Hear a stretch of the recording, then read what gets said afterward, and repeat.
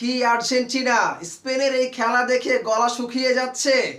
এখনো গলা শুকানোর কিচ্ছু হয় নাই, পিকচার আবে বাকি। রেডি থেকো আর্জেন্টিনা, স্পেনের এগেনস্টে তোমাদের ঘাম ঝরিয়ে ছাড়বে। স্পেন এবং আর্জেন্টিনার খেলাটা কেমন দেখলেন? কনফিউশন আছেন? ক্লিয়ার করছি।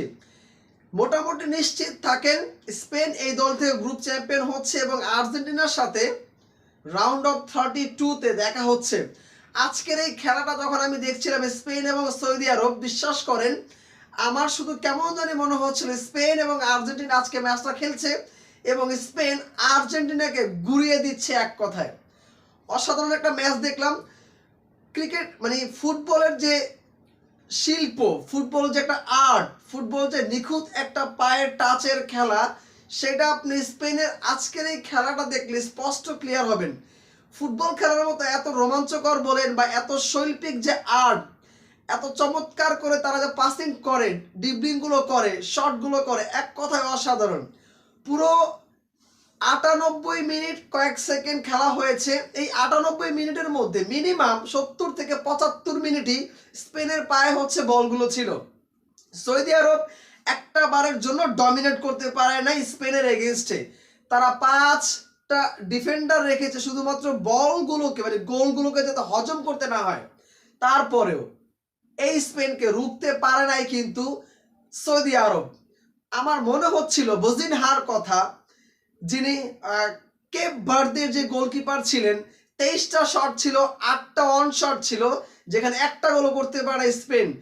সৌদি আরবের আজকের যে গোলকিপারটা, তিনি আসলে ঠিকঠাক মতো নিজের কাজটা আসলে করতে পারে না। আসলে তিনি কিছু করার নেই, আসলে যেভাবে করে গোলগুলো হয়েছে তার হাতের নাগালের বাইরে। আসলে সবকিছু মিলে 4-0 গোল স্পেন দলটা জিতলো এবং স্পেন দলটার সবচেয়ে কম বয়সী যে প্লেয়ারটা রয়েছে লামিন ইয়ামেল, তিনি কিন্তু আজকে প্রথম 10 মিনিটেই গোলটা করে স্পেনটাকে এগিয়ে নিয়ে যায়। এরপরে মাইকেল, তিনি কিন্তু জোড়া গোল করে 21 এবং 24 মিনিটে।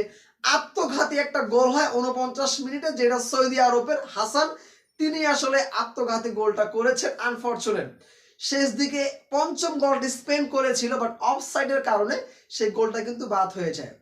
সৌদি আরব তারা হেরেছে, স্পেন একটা ম্যাচ ড্র করেছে এবং একটা ম্যাচ আজকে জিতলো, আর একটা ম্যাচ তাদের বাকি আছে।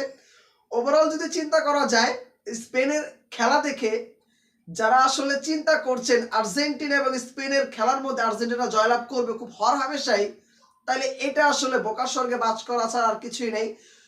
যারা খেলাটা পুরো দেখেছেন তারা অবশ্যই কমেন্টেটর যিনি আছে তার কথা আপনারা শুনেছেন। কমেন্টেটর নিজে বলছিল যে স্পেনের সাথে আর্জেন্টিনার একটা হাড্ডাহাড্ডি ম্যাচ দেখতে পারবে সবাই, এবং সেখানে শুধু মেসির কথাটা বলা হয়েছিল যে ওই দলটাতে মেসির মতো সর্বকালের সেরা ফুটবলার আছে।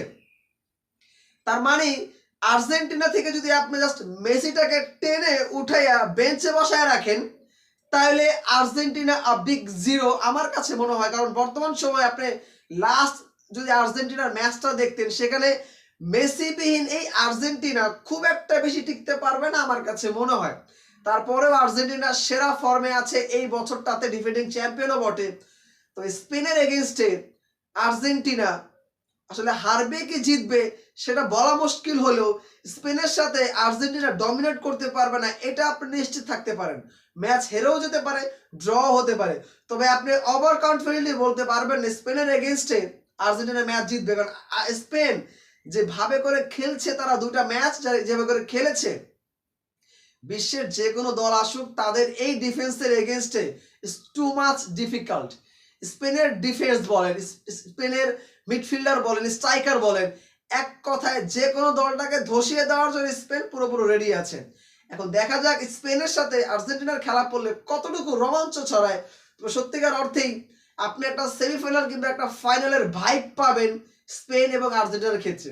সো এটা আবারও বলতেছি, আর্জেন্টিনা এবং স্পেনের খেলাটা আসলে কেমন দেখলেন অবশ্যই আপনি কমেন্ট বক্সে জানাবেন। সৌদি আরবের জন্য একটু মন খারাপ হচ্ছে, কারণ সৌদি আরব আমাদের মুসলমান কান্ট্রি, সৌদি আরবের জন্য আলাদা একটা দোয়া ছিল। বাট ফুটবল যারা ভালো খেলবে তারাই আসলে জিতবে, এটাই স্বাভাবিক ব্যাপার। সো সবকিছু মিলিয়ে খুব একটা ভালো লাগে না সৌদি আরবের খেলাটা দেখে। বাট স্পেন এক্সেলেন্ট খেলেছে এবং স্পেন এই জায়গা থেকে আর্জেন্টিনার এগেনস্টে খেলবে এবং আর্জেন্টিনাকে হারাবে, এটা হয়তোবা স্পেন নিজেও চায়, বাট দেখা যাক সেই ক্ষেত্রে কতটুকু ঘটে।